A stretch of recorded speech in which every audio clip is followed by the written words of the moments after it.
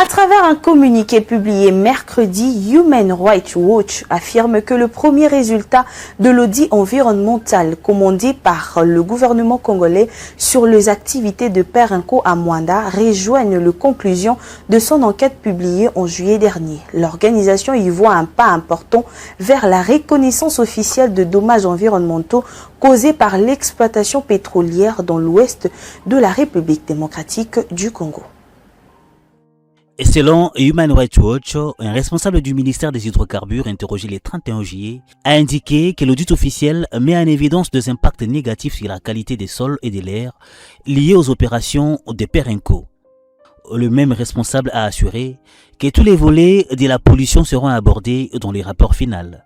Cet audit avait été commandé par les gouvernements en décembre 2024 à la suite de nombreuses dénonciations concernant une pollution persistante dans la région de Mwanda, principal bassin pétrolier de la République démocratique du Congo. Dans son rapport publié le 27 juillet, Human Rights Watch documentait déjà de graves risques sanitaires pour les populations vivant à proximité des installations de Perenco.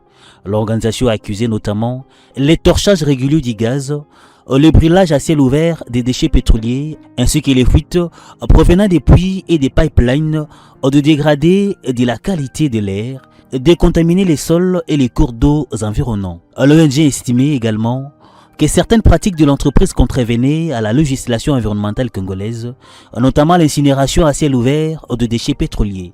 Interrogé par Human Rights Watch, Perenco a rejeté ces accusations, affirmant que ces activités ne pouvaient être à l'origine d'une pollution de l'air, des sols ou des eaux, ni provoquer des effets sanitaires néfastes.